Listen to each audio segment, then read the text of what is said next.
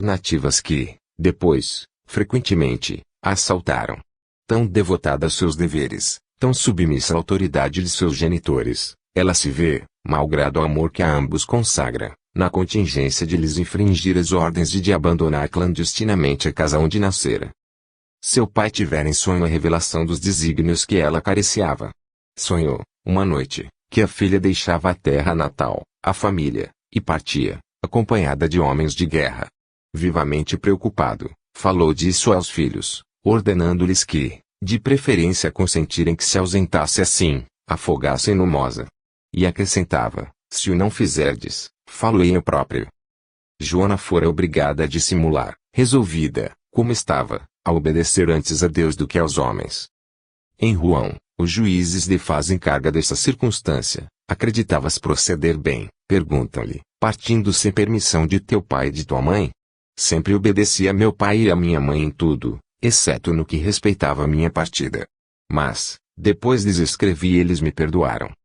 Mostra-se assim cheia de deferência e submissão para com aqueles que a criaram. No entanto, os juízes insistem, quando deixaste pai e mãe, não consideraste estar cometendo um pecado? Joana então exprime todo o seu pensamento, nesta bela resposta, pois que Deus ordenava, era preciso fazer. Mesmo que eu tivesse 100 pais e 100 mães e que fosse filha de rei, ainda assim teria partido. Acompanhada por um de seus tios, Durand Lachart, a quem, passando por Burey, se reunira, o único parente que lhe acreditou na vocação, o único que a animou a executar seus projetos, apresenta-se a Roberto de Baudricourt, comandante de Vaucouleurs, em nome do Delfim. O primeiro acolhimento foi brutal. Joana, porém, não desanima, prevenida que fora por suas vozes. Escudada numa resolução inabalável, nada é capaz de desviá-la de seu objetivo. Afirmo em termos enérgicos a boa gente de Vaucouleurs, antes que a quaresma vá meio, hei de estar na presença do rei, ainda que tenha de gastar minhas pernas até os joelhos. E, pouco a pouco, à força de insistência, o rude comandante lhe presta mais atenção aos propósitos. Como todos os que dela se aproximavam, Roberto de Baudricourt experimentou o ascendente daquela criança. Depois de mandá-lo exorcizar por Jean Tournier, cura de Vaucouleurs, e de convencer-se de que nenhuma atenção magoava, não mais ousa negar-lhe crédito à missão, nem cumular-lhe de obstáculos o caminho. Manda-lhe de um cavalo e escolta. Já o cavaleiro Jean de Metz, dominado pela ardente convicção de Joana, lhe prometera conduzi-lo à presença do rei. E, como lhe perguntasse, mas, quando? Prontamente ela respondeu antes já do que amanhã, antes amanhã do que mais tarde. Finalmente, partiu, ouvindo do comandante da praça, por despedida, estas palavras de uma frieza pouco animadora: vai e suceda o que haja de suceder. Que importam, entretanto, a Joana tais palavras? Não é as vozes da terra que dá ouvidos, mas as do alto, que a estimulam e alentam. As incertezas e perigos do futuro lhe revigoram a força da alma e a confiança, tanto que de contínuo repetirá o ditado de sua província: ajuda-te a ti mesmo, que Deus te ajudará. O porvir há de infundir terror. Ela, porém, de posse das forças divinas, nenhuma coisa teme. Dá, por essa forma, um exemplo a todos os peregrinos da vida. Emboscadas tremendas se multiplicam na estrada que cumpre ao homem percorrer, por todos os lados atoleiros, angulosas pedras, sarças, espinhos. Todavia, para transpormos tão perigosos óbices, temos em nós, dados por Deus, os recursos de uma energia oculta, de que podemos usar com eficácia, atraindo, pela mediação das potências invisíveis, os misteriosos socorros do alto, que nos centuplicam as forças pessoais, assegurando-nos o bom êxito na luta. Ajuda-te a ti mesmo e Deus te ajudará. Joana parte, levando por companhia unicamente alguns homens de coragem.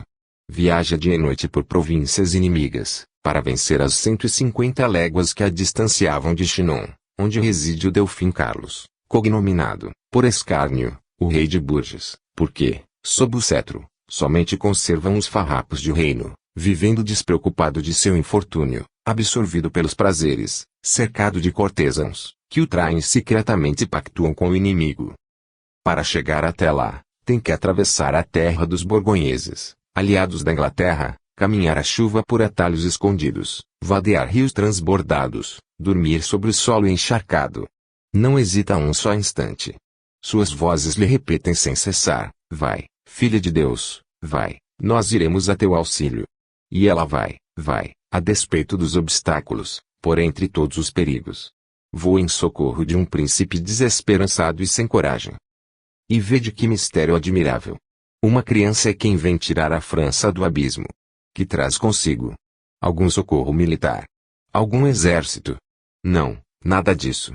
Traz apenas a fé em si mesma, a fé no futuro da França, a fé que exalta os corações e desloca as montanhas.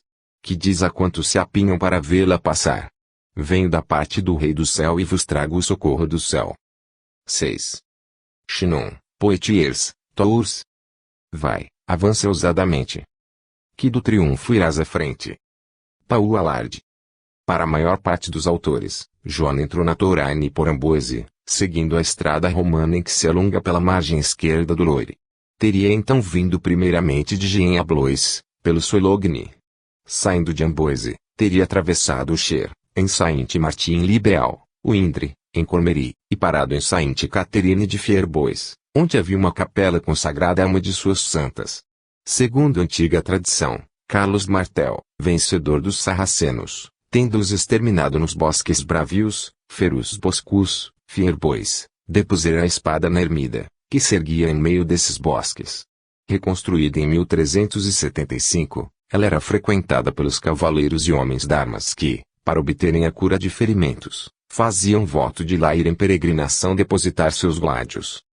A certa altura da estrada, fora posto de alcateia, provavelmente pelo pérfido Latremoille, um troço de soldados pagos para se apoderarem de Joana. Ao enfrentarem, porém, com a enviada de Deus, os bandidos ficaram como que pregados ao solo.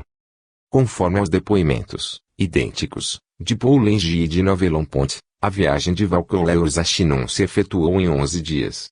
Segue-se daí, diz o padre Bosseboelf, que Joana chegou a Chinon a 23 de fevereiro, numa quarta-feira. Wallon, Quicherat e outros dizem ter sido a 6 de março. Eis aqui a cidade e seus 3 castelos, cujos contornos se confundem numa extensa massa cinzenta de muros ameados, de torres e torreões. Ao entrar em Chinon, a pequena caravana desfilou pelas ruas ladeirentas, margeadas de edificações góticas, com os frontispícios chapeados de ardósias e as quinas ornadas de estatuetas de madeira. Desde logo, as portas das casas, ou nos serões à noite, junto à lareira crepitante, começam a circular de boca em boca maravilhosos contos, em que figura como protagonista a donzela que viera dos confins da Lorena, para cumprir as profecias e por termo a insolente fortuna dos ingleses. Joana e sua escolta pousaram em casa de uma boa mulher, perto do castelo, sem dúvida do gentil homem Regnier de Labarre, cuja viúva, ou filha, recebeu a Pucela com muita alegria. Passou aí 2 dias, sem conseguir a audiência que pedira. Mais tarde, alojou-se no próprio castelo, na torre de Coudray. Afinal, a tão desejada entrevista lhe foi concedida. Era noite. O flamejar das tochas, o estridular das fanfarras, o aparato da recepção, tudo isso não irá causar-lhe assombro e intimidá-la. Não, porque ela vem de um mundo mais brilhante do que o nosso. Desde tempos remotos, conheceu magnificências ao lado das quais toda aquela encenação é por demais descolorada. Muito para lá de Noemi, muito para além da terra, em épocas que lhe precederam o nascimento, frequentou moradas mais gloriosas do que a corte de França e disso guardou a intuição. Mais vibrante do que o tilintar das armas e o ressoar das trombetas é a voz que lhe fala no íntimo, repetindo: vai, filha de Deus, estou contigo. Entre meus leitores, alguns hão de estranhar esses dizeres. É, pois, chegada a ocasião de afirmar, de recordar que o espírito existe anteriormente ao corpo, que, antes de seu último nascimento na terra, já ele percorreu dilatados períodos de tempo, habitou muitos lugares, e que, retornando a este mundo a cada nova encarnação, traz consigo volumosa bagagem de qualidades, faculdades e aptidões, reunidas durante o passado oculto que atravessou. Há em todos nós, nas profundezas da consciência, um amontoado de impressões e de lembranças, constituído no decurso de nossas vidas antecedentes, seja na terra, seja no espaço. Essas lembranças e impressões jazem adormecidas, o espesso manto da carne as abafa e apaga.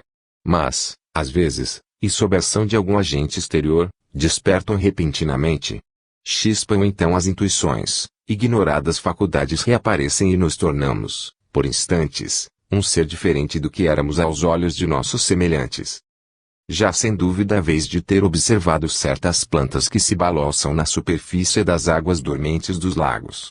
Aí tendes uma imagem da alma humana, a flutuar sobre as profundezas sombrias de seu passado, mergulhando as raízes em regiões desconhecidas e longínquas, donde a áurea vivificante seiva, necessária à formação da flor esplendente que vai desabrochar, crescer, desdobrar-se no campo da vida terrena.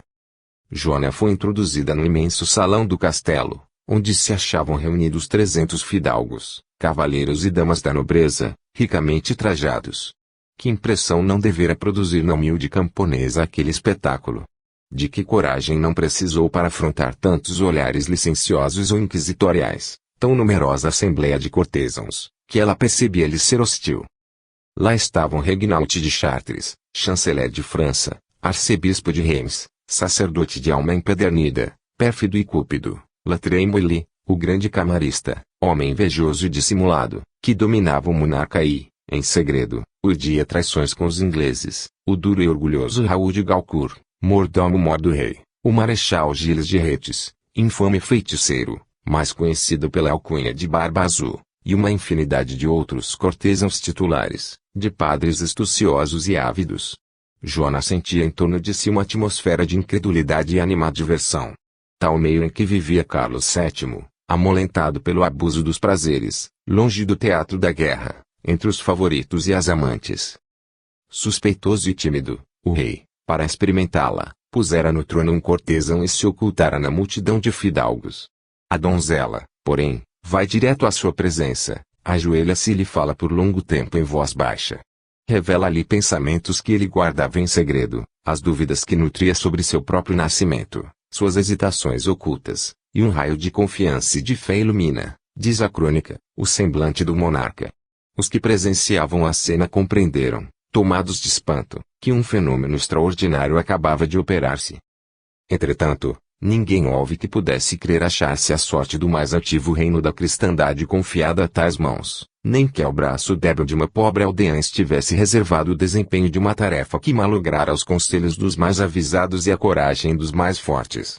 Contudo, Joana ainda teve que suportar muitas humilhações e sofrer exame feito por matronas, para verificação de sua pureza. Em Poitiers, onde a mandaram, comparece diante de uma comissão de inquérito, composta de uma vintena de teólogos, 2 dos quais bispos, os de Poitiers e de Maguelone. Era um belo espetáculo, diz Alain Chartier, escrevendo sob a impressão da cena, vê-la disputar, ela, mulher, contra os homens, ignorante, contra os doutores, só, contra tantos adversários. Todas as suas réplicas denotam grande vivacidade de espírito e são sempre de surpreendente oportunidade. A cada momento lhe rompem dos lábios ditos chistosos, tão imprevistos quanto originais, que arrasam as lastimosas objeções de seus examinadores. Os autos dos interrogatórios de Poitiers foram destruídos. Alguns historiadores responsabilizam por essa destruição os agentes da coroa da França, que se mostraram tão ingratos e indiferentes para com a Pucela durante seu longo cativeiro. Não nos resta mais do que um resumo das conclusões a que chegaram os doutores chamados a emitir opinião acerca de Joana. Nela não se encontra maldade alguma, dizem eles, e sim tudo o que é bom, humildade, virgindade, devoção, honestidade e simpleza. Possuímos, além disso, os testemunhos do processo de reabilitação.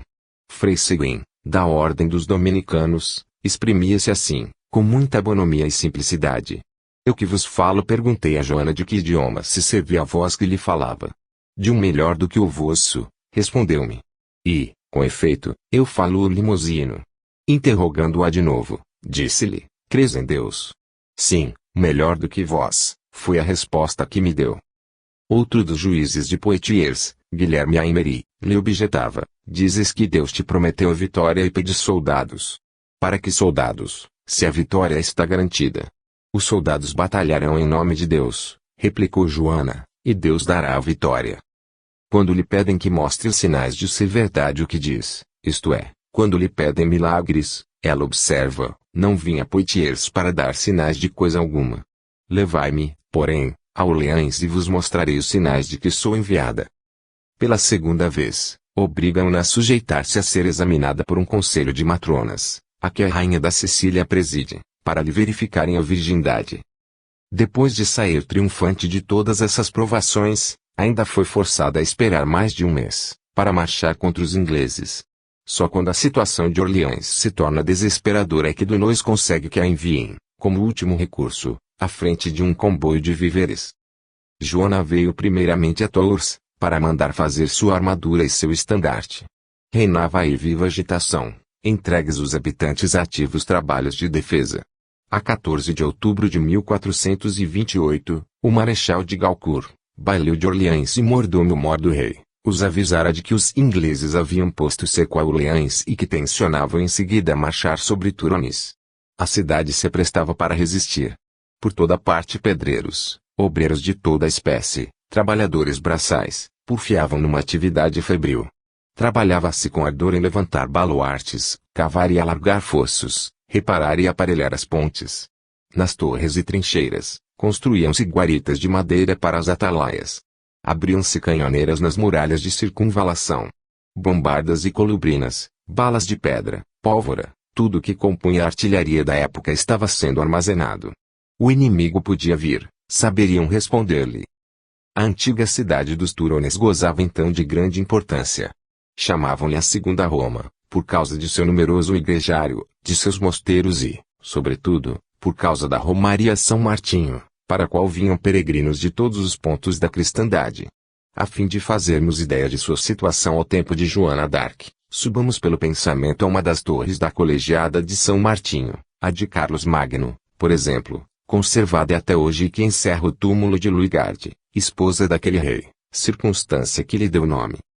Vista de relance, ela nos apresentará, mais ou menos, aspecto idêntico ao que ofereciam todas as grandes cidades francesas da Idade Média, razão pela qual convém demoremos um pouco a inspeção. Cintavam-na 4 linhas contínuas de muralhas e de torres. No interior desse perímetro, um labirinto de ruas estreitas e praças apertadas, ao longo das quais se enfileiravam casas de frontões ogivais e coberturas, denticuladas, com os pavimentos inclinados uns sobre os outros, as portas guarnecidas de estatuetas, vigas esculpidas, altas trapeiras e vidros de cores variadas. Completando tão pitoresco conjunto, grandes divisas de ferro, recortadas pelas mais extravagantes formas, substituem os números das casas, balançando ao vento. Umas têm sentido histórico ou heráldico, o de outras é emblemático, comemorativo ou religioso. Eis aqui, por exemplo, algumas das da Grande Rue, ao unicórnio, à pega, aos padrenossos de ouro, ao asno vigilante, da Praça São Martinho, ao macaco pregador, à coruja, da Rua de la Rotisserie, às 3 tartarugas, etc. Do ponto elevado em que nos achamos, observai a floresta de lanternins agudos, de campanários, de muros donde emergem os 3 corpos da catedral, que já tem a nave principal mais ou menos acabada, porém, cujas torres são altas apenas de 10 ou 20 metros, a abadia de São Juliano e a mola imponente da Colegiada de São Martinho, da qual hoje 2 torres somente restam. A nossos pés, a cidade inteira, com suas 50 igrejas ou capelas, seus 8 grandes claustros, cercados de muros, suas numerosas hospedarias e habitações nobres, verdadeira brenha de flechas, de agulhas, de pontas de minaretes, de torrinhas em forma de fusos, de compridas chaminés góticas. Embaixo, o dédalo das ruas que se cortam e entrecruzam e as encruzilhadas atravancadas de gente e de cavalos. Prestai atenção ao sussurro e ao rumor que subem até onde estamos. Escute o retinir de todos os sinos a darem as horas. Imaginai, luzindo sobre este panorama, um límpido raio de sol, contemplai os reflexos cambiantes do rio, ao longe, as colinas cobertas de vinhedos, as florestas que ocupam os 2 planaltos, especialmente a sul, e cujos maciços profundos formam um grandioso quadro a cidade, que se estende pelo recôncavo do vale. Considerai tudo isso e fareis ideia do que era Turones no dia em que Joana d'Arc lá chegou acompanhada de sua casa militar. Conforme ao depoimento de seu pajem Luís de Contes, no processo, ela se hospedou na casa de uma senhora chamada Lapau. Segundo o testemunho de seu capelão, João Pasquerel, foi o burguês João Dupuy quem lhe deu agasalho. Essas contradições são apenas aparentes. Com efeito, o nobre turonense Jean Dupuy era casado com Eleonora de Pau e o povo, sempre avisado às corruptelas, deformou este último nome. Yolanda, rainha de Aragão e da Sicília, dera a Eleonora, por dama de honra, a sua filha Maria d'Anjou, rainha da França. Ela era Angevina, diz de Belcourt em sua história de Charles VII, e provavelmente fora educada com a jovem princesa. Tendo-lhes a rainha Yolanda pedido hospedagem para estrangeira, que tomara sob sua proteção, João Dupuy, conselheiro do rei Almotacel, e sua esposa acolheram. O prédio em que habitavam ficava perto da igreja de Saint-Pierre-le-Poilier e muitos arqueólogos julgam reconhecê-la na casa chamada de Tristão. Foi em Turones que, na qualidade de capelão, entrou para o serviço de Joana Frei Pasquerel, então leitor do convento dos Agostinhos daquela cidade, o qual a acompanhará fielmente até ser presa em Compiègne, um ano depois. Também foi em Turones que a intrépida menina recebeu seu equipamento militar, a espada e a bandeira.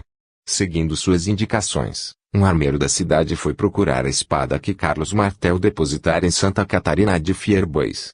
Estava enterrada atrás do altar e ninguém no mundo sabia que o se achava ali. Para a heroína, essa espada sairá da poeira dos séculos e novamente expulsará o estrangeiro. Outro armeiro de Turones fabricou um arnês de rutilante alvura.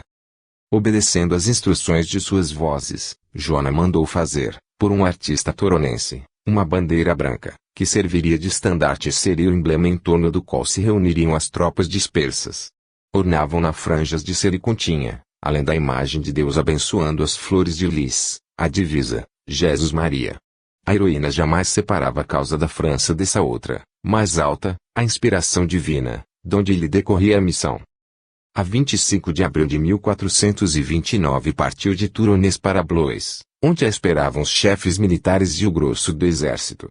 12 dias depois, data de imperecível memória, ganhava a Batalha das Toureles e forçava o inimigo a levantar o cerco de Orleans. Quando deixou Turones, a população inteira se premia nas ruas para vê-la passar e aclamá-la.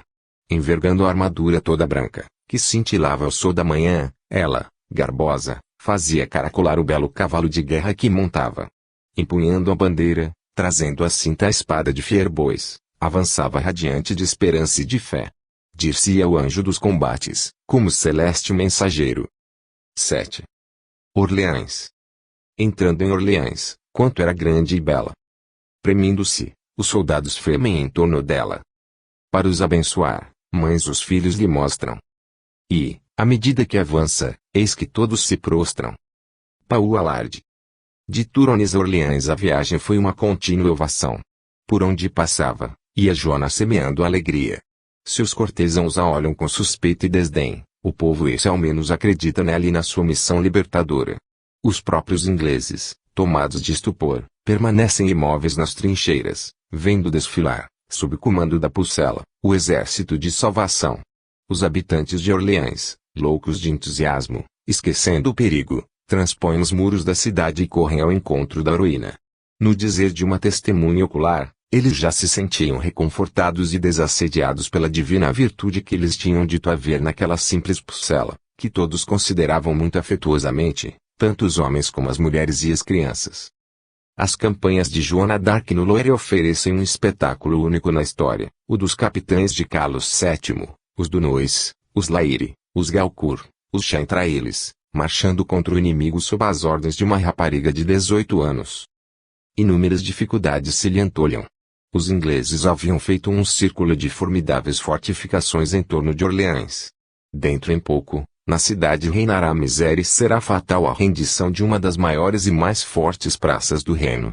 Lá se acham as melhores tropas da Inglaterra, comandadas pelos seus mais hábeis generais, as mesmas que vêm de alcançar sobre os franceses longa série de vitórias. Eis o imenso e principal obstáculo que cumpre a donzela vencer.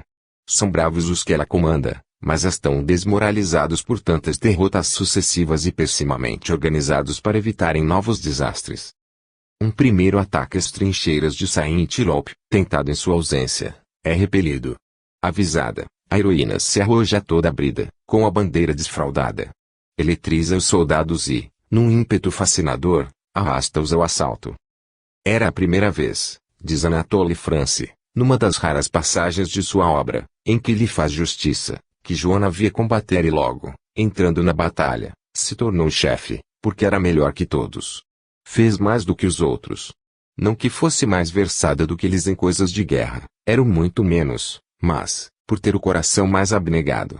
Quando cada um pensava em si, ela pensava em todos. Quando cada um tratava de se resguardar, ela tudo se expunha, pois de antemão se voltara sem reserva ao sacrifício.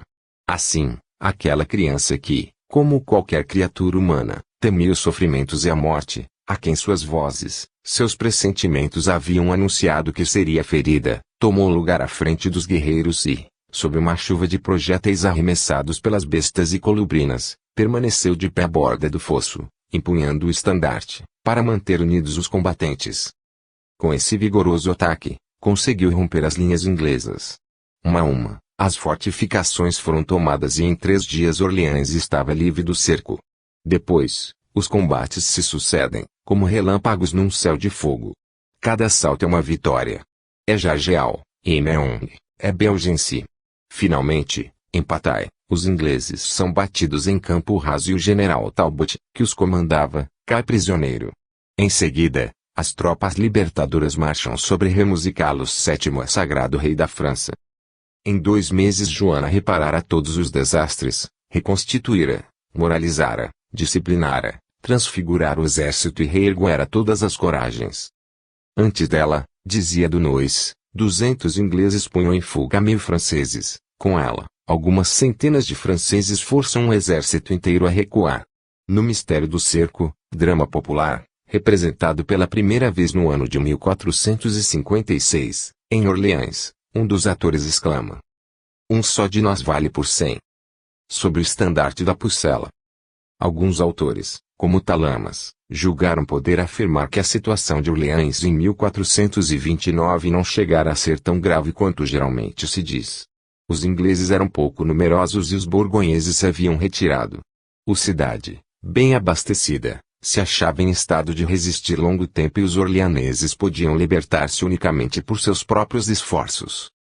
Não só todos os historiadores, Michelis, Henri Martin, Wallon, Lavice, etc., são unânimes em atestar a situação precária dos sitiados, como também o afirma um outro escritor, nada suspeito de parcialidade em favor de Joana, Anatole France, que escreveu o seguinte: perturbados pelas dúvidas e temores, ardendo de inquietações, sem sono, sem repouso, não avançando um passo em qualquer sentido, os orleaneses começavam a desesperar.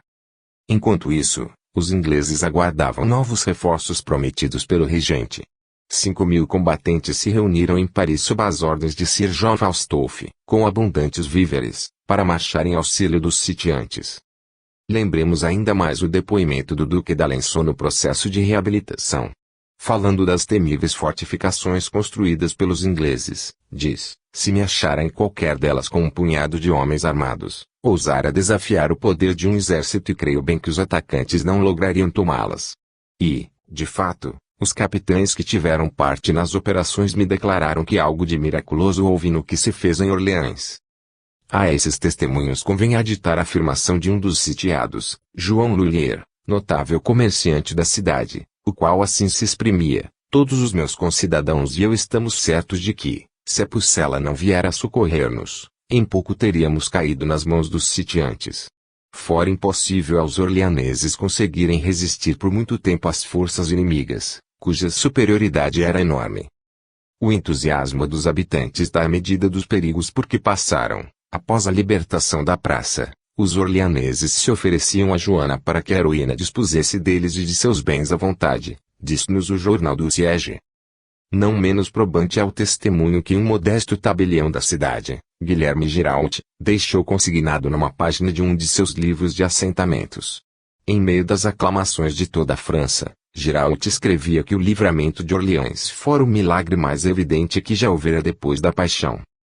Esta parte da vida de Joana é rica de fenômenos de premonição, que devemos acrescentar aos já assinalados. Suas vozes lhe haviam dito que, quando ela entrasse em Orleans, os ingleses não se mexeriam. O fato se verificou. As chalanas que tinham de atravessar o rio para embarcar os víveres não podiam fazê-lo, por ser contrário o vento que soprava. Joana diz: "Esperem um pouco. Tudo entrará na cidade." Com efeito o vento mudou e enfunou as velas. Nenhuma inquietação lhe produziu a partida do Marechal de Boussac, à frente do segundo comboio de víveres. Dizia, sei que não lhe acontecerá mal algum. E assim foi. Pouco a pouco, a alegria dos orleaneses ganha toda a França. À medida que as vitórias de Jonas se sucedem, o rei as comunica às suas boas cidades, convidando as populações a louvarem a Deus e renderem homenagem a Pusela, que sempre estivera presente à execução de todas estas coisas.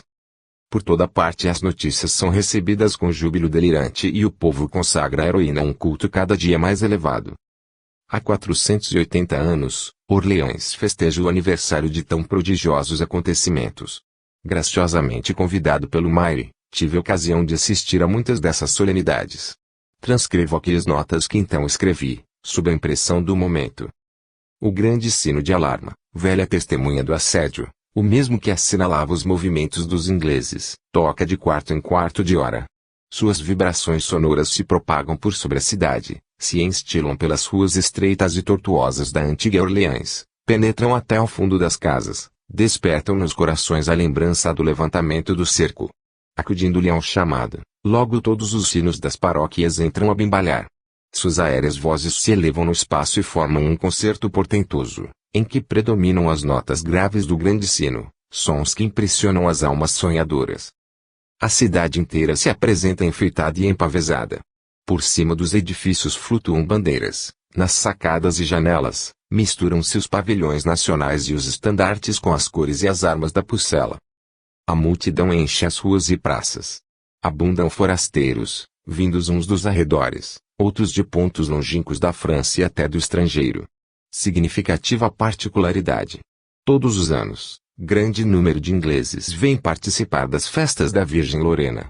Entre os prelados franceses, via-se o cardeal Vaughan, arcebispo de Westminster. Um povo que procede assim não é um povo sem grandeza. Em parte alguma lembrança de Joana d'Arc se conservou tão viva. Em Orleans, tudo nos fala da Pucela. Cada esquina de rua, cada monumento nos recorda um episódio do cerco. Durante 4 séculos, a França desconheceu sua heroína. O silêncio e a obscuridade lhe envolveram a memória. Só Orleans nunca a esqueceu.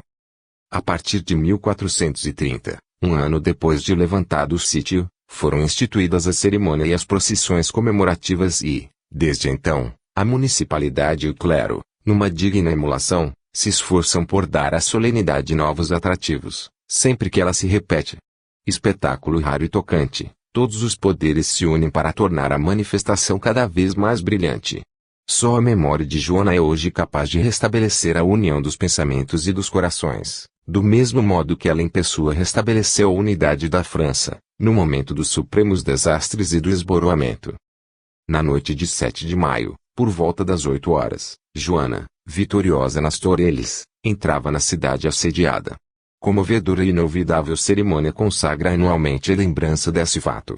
O Maire, levando à frente a bandeira da heroína, uma bandeira branca com as flores de lis bordadas a ouro, seguido pelos conselheiros municipais, sai da municipalidade e vem até ao adro da catedral, onde passa o estandarte sagrado às mãos do bispo, que ali o aguarda cercado do clero e dos prelados estrangeiros. Sob um céu escuro, carregado de nimbos, avulta as torres maciças da Basílica da Santa Cruz. As tropas formam um quadrado, troa o canhão, o sino grande, o bordão da catedral, e os das outras igrejas repicam vibrantemente. Abrem-se as portas do vasto templo, a passos lentos. O cortejo dos bispos e dos padres as transpõe e se estende ao longo dos pórticos escancarados, diante dos quais se veem desfraldadas as bandeiras de Santo Aignan e Santo Euverte, padroeiros da cidade. Ao clarão das tochas, que os cavaleiros empunham, rutilam as mitras e os báculos. Lâmpadas, que subitamente se acendem no interior das torres, as iluminam, emprestando-lhes cores fantásticas. Uma luz purpúrea se derrama por sobre os florões, as ogivas, o rendilhado de pedra da fachada, as bandeiras ondulantes, as estolas e as sobrepelizes. Etendard de la Délivrance. À la victoire tu menas nos aelx. Fios de ses preux, disons comme elx. Vive Jeanne. Vive la France. Um frêmito, um alento forte passa pela multidão atenta e concentrada. As frontes se inclinam diante da bandeira branca, ornada de flores de lis, que lentamente sobe os degraus e desaparece embaixo das abóbadas, semelhando o fantasma da Virgem Lorena a mostrar-se no seu aniversário. As grades tornam a fechar-se, Apagam-se as luzes, as harmonias emudecem, a multidão se retira e a basílica torna à escuridão e ao silêncio nas trevas da noite. 8 de maio, 10 horas. Batida pelos raios do sol, a catedral se ostenta ornamentada de auriflamas e pavilhões. É sóbria, mas de muito efeito a decoração interna. Longas bandeiras vermelho e ouro, as cores de Orleans, enfeitam o coro. Suspensos aos pilares, vêem-se os brasões do bastardo e dos outros companheiros da Pucela. Na altura do órgão, dominando todo o conjunto, as armas de Joana, num quadro virginal de alvíssimos estofos. Nenhum lugar vazio na vasta nave. A França inteira, exército, magistratura, clero, poderes municipais, burgueses, artistas, está representada naquela reunião. Aos uniformes agalhoados, as togas encarnadas dos juízes e os trajes pretos dos funcionários, mesclam-se os garridos vestuários e os chapéus floridos das senhoras. O ofício começa pela missa em memória de Joana d'Arc, de Gounod. As harmonias do órgão, juntam-se às fanfarras de guerra e em seguida um coro de donzelas entoa as vozes de Joana, do mesmo autor. As notas puras do canto descem da elevada tribuna, como se foram melodias celestes. Dir-se-ia um eco das esferas angélicas, uma como evocação da Virgem Mártir que, espírito radioso, todos sentem pairando sob aquelas abóbadas. Por um instante, esquecem-se as tristezas e as dores terrenas. A impressão é grandiosa e profunda, de muitos olhos marejam lágrimas. Eleva então a Joana o pensamento, dirijo-lhe ardente prece um raio do sol, quando se através das vidraças brazonadas, me banha de luz, enquanto que, ao meu derredor, larga sombra cobre a multidão comprimida dos ouvintes. Depois, o bispo de Orleans faz o panegírico da Pucela. Reconduz-nos à terra e, em frases calorosas, expõe a situação da cidade durante o cerco. Diz: certamente ela se defende bem, a nobre cidade. Paris é inglesa, seja, Orleans se conservará francesa. Paris é apenas a cabeça do reino, Orleans é o coração.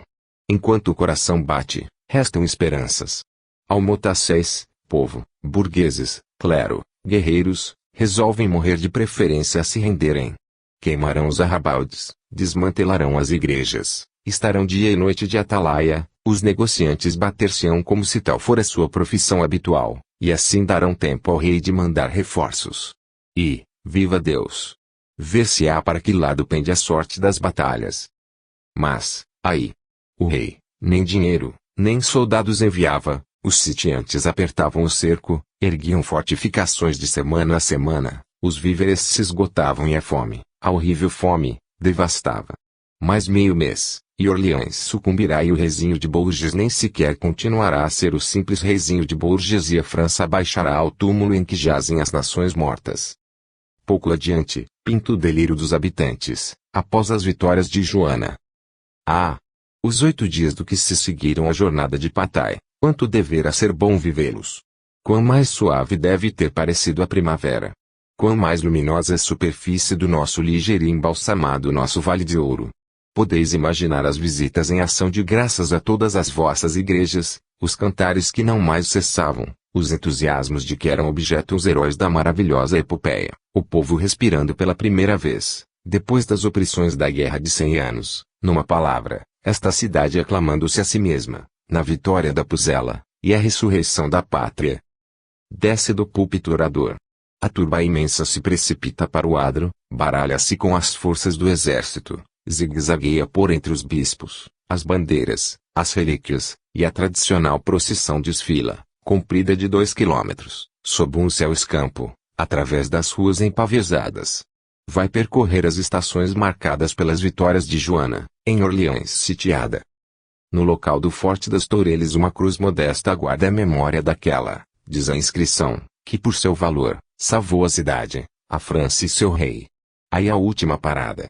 Troa de novo o canhão e as bandas militares saúdam o estandarte, o cortejo regressa ao ponto de onde partira e se dispersa. Contente, a multidão vai entregar-se a seus folgares, enquanto os verdadeiros amigos de Joana irão orar e meditar na solidão. 8. Remos. Da França o reino, ao Delfim. Restituir a que vim. Saint-Yves d'Alveidre.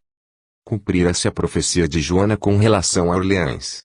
Restava o segundo ponto, a marcha sobre Remos e a sagração de Carlos VII. Sem perda de um instante, A Pucela se pôs em campo para realizá-la até o fim.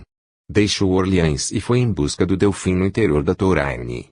Encontrou-o em Tournes e o acompanhou a Loches, insistindo continuamente para que lhe preparasse tudo o que era necessário ao êxito da audaciosa empresa.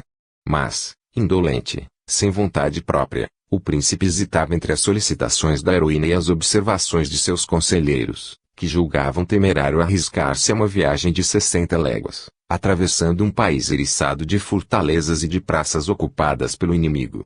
A essas objeções, Joana respondia invariavelmente: bem sei, mas nada disso merece consideração. Seremos bem-sucedidos. O entusiasmo do povo e do exército se alastrava progressivamente. De todos os lados se ouvia que era preciso aproveitar o aturdimento dos ingleses, que haviam evacuado Liger e se retiravam para Paris, abandonando bagagens e artilharia. Até aí, jamais tinham recebido tão violento golpe. Aterrorizados, criam ver nos ares exércitos de fantasmas, avançando para combatê-los. Por toda a França ecoava o rumor dos acontecimentos. Com o renascer da confiança, despertavam as energias. Tão forte se fez a corrente da opinião, que Carlos VII não pôde permanecer indiferente. Cumulou de honras a libertadora e sua família, continuando, entretanto, indeciso, sem coragem. Nem sequer foi visitar os orleaneses. Seus influentes conselheiros, La Trémoille e Regnault de Chartres, viviam inquietos, intimamente irritados com o bom êxito da obra de Joana, que os punha na sombra, ciosos do prestígio que a constituía objeto da atenção e das esperanças de todos. Assustava-os a possibilidade de verem submergir na poderosa e irresistível caudal do sentimento popular, que fizera recuar a invasão inglesa, o crédito e a fortuna de que se orgulhavam. Afinal, a voz pública se tornou clamor e não houve remédio senão ceder. Reuniu-se em Gien um exército de 12.000 combatentes. De todas as partes acorriam os gentis homens. Os que, por muito pobres, não podiam equipar-se, pediam para servir como infantes. A 29 de junho, partiu a expedição, com pouco dinheiro, escassos víveres e insuficiente artilharia. A 5 de julho chegou a Troyes. A cidade, muito forte, bem provida e defendida por uma guarnição anglo-borgonhesa, recusou abrir as portas. O exército francês, carente de recursos, não podia empreender um longo assédio. Ao cabo de alguns dias, os soldados já estavam reduzidos a se alimentarem de favas e das espigas de trigo que encontravam nos campos. O rei convocou um conselho para deliberar sobre as resoluções que deviam ser tomadas. Quanto a Pucela, nem ao menos a convidaram. O chanceler expôs a triste questão: deve o exército retroceder, ou continuar a marcha para Remus? A cada um dos presentes cumpria responder por sua vez. Roberto Limaçon, senhor de Treves-sur-Loire, fez ver que, não tendo o rei empreendido aquela operação, nem por considerá-la fácil, nem por ter às suas ordens um exército poderoso e o dinheiro preciso para mantê-lo, mas porque a Joana afirmava que tal era a vontade de Deus e que nenhuma resistência haviam de encontrar, convinha antes de tudo consultar a heroína. Essa proposta logrou geral aprovação. Ora, no momento mesmo em que isso se dava, Joana, prevenida por suas vozes, batia fortemente à porta. Entrou e, dirigindo-se ao rei, disse: gentil rei da França, se consentirdes em ficar mais 2 dias apenas diante da vossa boa cidade de Troyes, ela, por força ou por amor, vos prestará obediência, não tenhais a menor dúvida, replicou o chanceler. Se tivéssemos a certeza de que isso se verificaria em 6 dias, esperaríamos de boa mente, não duvideis. Replicou Joana. E, sem tardança, pôs-se a percorrer os acampamentos, a fim de organizar o ataque, infundindo em cada um o ardor de que se sentia possuída. A noite passou sem preparativos. De cima das muralhas e das torres, os sitiados observavam os campos franceses, presos de febril atividade. À luz de achotes, cavaleiros, escudeiros, soldados trabalhavam a porfia, entupindo os fossos, preparando a faxina e as escadas, construindo abrigos para a artilharia. Era um espetáculo fantástico e de impressionar. Aos primeiros arrebós da madrugada, os habitantes de Troyes viram, terrificados, que tudo estava disposto para um furioso assalto, as colunas de ataque colocadas, com suas reservas, nos pontos mais favoráveis, as poucas peças de artilharia bem abrigadas e prontas a abrir fogo, os archeiros e besteiros em seus postos de combate. O exército inteiro, formado em silêncio, esperava o sinal. De pé, junto ao fosso, com o estandarte na mão, a Pucela ia ordenar às trombetas que tocassem avançar, quando os sitiados, transidos de pavor, pediram-lhes permitisse capitular. Fácil foi o acordo sobre as condições da rendição. Interesse máximo tinha o rei em poupar as cidades que se quisessem entregar. No dia seguinte, 10 de julho, a guarnição inglesa se retirava, levando como prisioneiros de guerra alguns franceses, cuja sorte os negociadores esqueceram de regular. Esses desgraçados, ao passarem por Joana, lançaram-se-lhe aos pés, implorando-lhe que interviesse a favor deles. A heroína se opôs energicamente a que fossem levados e o rei teve que os resgatar a dinheiro. Seguindo o exemplo de Troyes, Chalons e Remus abriram as portas a Carlos VII. Em Chalons, foi dada a Joana a satisfação de encontrar muitos habitantes de Doemi, que ali tinham vindo para vê-la, entre eles o lavrador Gerard, de cujo filho Nicolau era ela madrinha. A esses amigos confiou tudo o que lhe ia ao pensamento e no coração, expondo as esperanças que nutria e os temores que afligiam, narrando as lutas que sustentara, as vitórias que obtivera, falando do esplendor da sagração próxima e da ressurreição da França, até então aviltada e espezinhada. Sentia-se à vontade e se expandia sem reservas no meio dessa gente humilde, porém boa, que lhe trazia a vivíssima recordação da infância.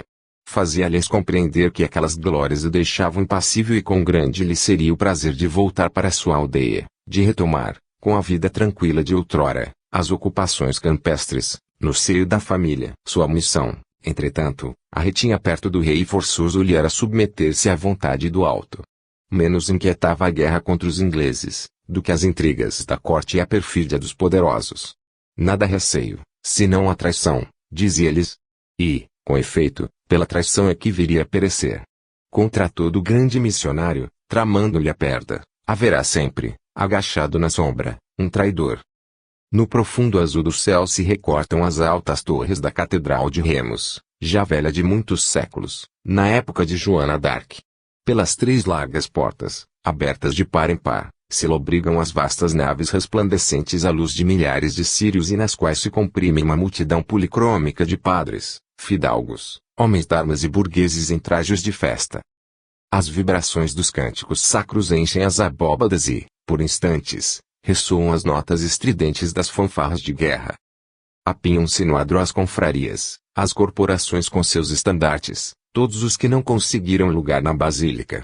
Cercou o edifício imensa a turba de populares, cidadãos e camponeses dos arredores, contida a custo por cavaleiros barbados de ferro e poracheiros que ostentam nos uniformes as armas da França. Pajens e escudeiros seguram pelas rédeas as magníficas cavalgaduras do rei, dos pares e dos chefes militares. É objeto da curiosidade geral o cavalo preto da Pucela, que um soldado de seu séquito mantém preso. Penetremos na alta nave gótica e avancemos até a Capela Mor. O rei, cercado dos 12 pares do reino, leigos e eclesiásticos, ou de seus suplentes, e do condestável Carlos d'Albert, que conduzia a espada da França, acaba de ser armado cavaleiro. Perto, encostada ao pilar da direita, no sítio que ainda hoje se aponta, está a Joana, armada em guerra, empunhando seu estandarte branco, aquele estandarte, que depois de ser lábaro de tantos trabalhos, viria a ser objeto de subidas honras. A unção, o monarca recebeu-a do arcebispo de Remus, Reinaldo de Chartres, que, tomando a coroa de sobre o altar, a entregou aos 12 pares, os quais, com os braços erguidos, a sustêm por cima da cabeça do rei. Depois de havê-la cingido, Carlos de Valois revestiu os mantos reais, azuis, ornados de lírios douro. Nesse momento, a Pucela, num ímpeto de emoção, lançando-se-lhe aos pés, se lhe abraçou aos joelhos e disse: Gentil Sire, está feito assim o que foi do agrado de Deus, cuja vontade era que eu levantasse o cerco de Orleans e vos trouxesse a esta cidade de Remus, a fim de receberdes aí a vossa digna sagração e provardes por essa forma que sois verdadeiramente rei e herdeiro da coroa da França. Clangorejam de novo as trombetas e o cortejo se move. Quando, no limiar da porta principal, aparece o rei, uma oscilação imensa se produz na multidão e as aclamações reboam. As eminentes abóbadas vibram ao som das fanfarras. Pelo espaço, elevam-se os cânticos, os gritos de alegria e milhares de vozes lhes respondem do invisível. Eles lá estão, todos os grandes espíritos da Gália, festejando o renascimento do país natal, Todos os que amaram e serviam até a morte a nobre terra da França pairam por sobre o povo em delírio. Eis aqui Vercingetorix, acompanhado dos heróis de Gergóvia e de Alésia. Eis Clovis e seus francos. Ali, Carlos Martel e seus companheiros. E Carlos Magno, o grande imperador de crescida barba. Com sua espada, a Joelze, ele saúda Joana e o rei Carlos. Além, Rolando e os valorosos. E a coorte inumerável dos cavaleiros, dos sacerdotes, dos monges, dos populares, cujos corpos repousam sob as pesadas lápides das tumbas, ou sob o pó dos séculos, todos os que deram a vida pela França. Lá estão e também gritam, Natal. Festejando a ressurreição da pátria, o acordar da Gália. O cortejo se distende pelas ruas estreitas e pelas augustas praças. Ladeando o rei, vê-se Joana em seu garboso ginete, com a bandeira desfraldada, vem a seguir os príncipes, os marechais e os capitães, ricamente trajados e cavalgando magníficos corcéis. Pendões, flâmulas e estandartes flutuam ao vento. Mas, entre os fidalgos de suntuosas vestes e os guerreiros de rebrilhantes armaduras, o alvo dos olhares curiosos era a donzela, que os conduzira à cidade da sagração, conforme predissera em sua aldeia, quando não passava de simples camponesa, de pastorinha desconhecida. Intensa alegria dominava a cidade inteira. De muito longe viera gente para assistir à coroação. Jacques d'Arc, pai de Joana, chegara de Domremy 2 dias antes, com Durand Lachart. Hospedaram-se no albergue da Zebra, Rua do Adro. Emocionante cena se desenrola quando a heroína, em companhia de seu irmão Pedro, se encontra com o velho pai. Prostrando-se de joelhos, ela lhe pede perdão de haver partido sem o seu consentimento, acrescentando que essa era a vontade de Deus. Cedendo a instâncias suas, o rei os recebeu e outorgou aos habitantes das aldeias de Grelques e Domremy isenção de todos os tributos e impostos. As despesas de Jacques d'Arc foram pagas pelos cofres públicos e em nome da cidade lhe ofereceram um cavalo para regressar à sua aldeia. Joana percorreu as ruas, acolhendo com modéstia os humildes e os mendigos. O povo se apertava ao redor dela, todos queriam tocar-lhe as mãos e o anel. Ninguém havia que não estivesse convencido de que fora enviada por Deus, para fazer cessar as calamidades que pesavam sobre o reino. Tudo isso ocorria num domingo, a 17 de julho de 1429, data que assinala o ponto culminante da epopeia de Joana d'Arc. Todavia, Michelet se equivocou, quando disse que a missão de Joana devia terminar em Remus e que ela desobedeceu às suas vozes, continuando a luta. As próprias palavras da heroína, suas declarações aos examinadores de Poitiers e os juízes de Rouen desmentem semelhante asserção. Mais positivo é ainda o desmentido, na intimação que dirigiu aos capitães ingleses diante de Orleans, em documento datado de 22 de março. De onde quer que encontre vossos homens na França, fá-los-eis a ir, queiram ou não queiram. Vim da parte de Deus para vos pôr fora de toda a França. Nenhuma dúvida, portanto, é possível. A versão, segundo a qual o papel de Joana findava em Remus, começou a ter curso por ocasião do processo de reabilitação, colimando a esconder dos pósteros a deslealdade, poder-se-ia dizer o crime, de Carlos VII e de seus conselheiros e livrá-los das tremendas responsabilidades que pesam sobre um e outros. Tiveram o cuidado, obedecendo a esse intuito, de fazer com que a história fosse falsificada, mutilada, os depoimentos alterados, destruído o registro dos interrogatórios de Poitiers, que, em suma, se praticasse um ato odioso, uma obra de mentira e de iniquidade. Contudo, não foi sem apreensão, sem pesar, já ouvimos, que Joana prosseguiu na sua árdua tarefa. Alguns dias depois, indo a cavalo entre Dunois e Reinaldo de Chartres, dizia, quanto eu estimara que a Deus provesse permitir-me regressar agora, abandonando as armas, voltar ao serviço de meu pai e de minha mãe e à guarda de seus rebanhos, na companhia de minha irmã e de meus irmãos, que se sentiria muito felizes por me tornarem a ver. Estas palavras demonstram que o fulgor dos triunfos e os esplendores da corte não a deslumbraram. Atingir o fastígio da glória, constituir-se o ídolo de um povo, era na realidade a primeira do reino e seu prestígio eclipsar o de Carlos VII. Entretanto, tinha por única aspiração tornar a paz dos campos, as doçuras do lar paterno. Nem as vitórias, nem o poderio que adquirira haviam transmudado. Conservava-se simples e modesta, em meio das grandezas. Que lição para aqueles que se embriagam e se enchem de orgulho com o bom êxito no mais insignificante empreendimento, para aqueles a quem os favores da fortuna causam vertigem. 9. Compiègne. Nada receio, senão a traição. Jeanne. A Paris. Clamava Pucela no dia seguinte ao da sagração. A Paris. Repetia o exército inteiro. Se houvessem marchado logo sobre a capital, como Joana queria, teriam tido ensanches de penetrar facilmente na cidade, graças à confusão que reinava entre os ingleses. Mas, Carlos VII perdeu um tempo precioso, que o Duque de Beaufort aproveitou para reforçar a defesa daquela praça, requisitando da Inglaterra o auxílio de um exército, que o cardeal de Winchester, tio do rei Henrique, levantara com o objetivo de combater os hussitas. Aí começa a estrela de Joana a empalidecer. Aos triunfos, às brilhantes vitórias, vão seguir-se as horas trevosas, as horas de provação, que precederão o encarceramento e o suplício. À medida que a fama da heroína se dilata, que sua glória sobrepuja a todas as glórias, o ódio se lhe avoluma em torno e as intrigas se tecem entre os grandes fidalgos, cujos planos e tenebrosas maquinações ela viera frustrar. Todos aqueles cortesãos pérfidos, que se sentem eclipsados, aqueles ministros da igreja, cujas almas destilam fel, que lhe não perdoam o dizer-se, menosprezando-lhes a autoridade, enviada do céu e o preferir-lhes aos conselhos as inspirações das vozes que escutava, muitos até dos chefes militares vencidos em centenas de combates e que se veem desbancados no que respeita à ciência da guerra, todos esses homens, feridos no orgulho, juraram perdê-lhe e só esperam o momento propício. Vem próximo esse momento. Os ingleses, a seu turno, estão aterrados com os reveses sofridos. Fora destroçado o principal exército de que dispunham. Morreram ou caíram prisioneiros os melhores capitães com que contavam. Seus soldados desertam de medo da Pucela, a feiticeira da França, como lhe chamam e de cujo sobre-humano poder não duvidam. Assim, é inquestionável que, se Carlos VII, logo após a sagração, tivesse avançado sobre Paris, a grande cidade se teria rendido sem combate. Em vez disso, 6 semanas se gastam em hesitações e quando, por fim, defrontam com a capital, nenhuma precaução tomam. As ordens de Joana não são cumpridas, deixam de entupir os fossos e de sustentar o ataque.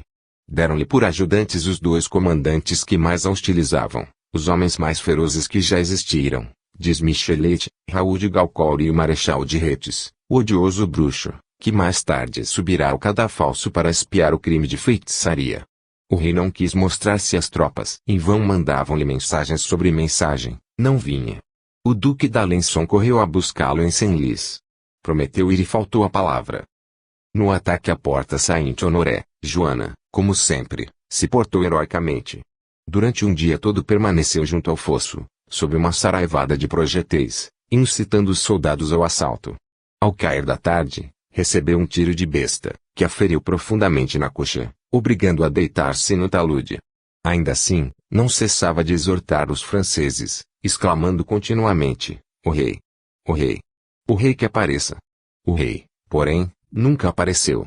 Por volta das 11 horas da noite, vieram retirá-la dali e a levaram contra a vontade. As forças recuaram para Saint-Denis, onde já o monarca se encontrava, tomando providências a fim de regressar aos castelos do Liger. Joana não podia resignar-se a perder de vista os campanários de Paris, era como se estivesse presa à grande cidade por uma força extra-humana. No dia seguinte, quis recomeçar o ataque. Porém, que aconteceu? Não puderam mais passar. O rei havia mandado destruir as pontes e impuser a retirada. Cometeu-se assim uma das maiores infâmias que a história registra. Coligaram-se contra a divindade aqueles mesmos a quem ela enviara um Messias Salvador. Lograram desta forma entravar a missão de Joana d'Arc e, segundo a forte expressão de Henri Martin, obrigaram Deus a mentir. Revelaram tal egoísmo e tão grande cegueira que, por sua própria indignidade, sustaram a ação da providência. Com o desastre diante dos muros de Paris, abre-se para Joana extenso período de incertezas, de inquietações, de íntimas angústias. Durante 8 meses, experimentará as alternativas das vitórias e dos reveses, vence em Saint-Pierre e Limoutier, é derrotada em Charité. Sente que a boa fortuna a abandona. À borda dos fossos de Melun, suas vozes lhe dirão, Joana, serás capturada antes do dia de São João. Há uma causa única é lícito atribuir essa reviravolta da sorte, a má vontade dos homens, a ingratidão do rei e de seus conselheiros, que criaram 1000 obstáculos à heroína e ocasionaram o malogro de seus empreendimentos. Apocaram-na com isso? De maneira alguma. A partir desse momento é que ela se torna verdadeiramente grande, maior do que era por efeito de suas vitórias. As provações, o cativeiro, o martírio suportado com tanta nobreza,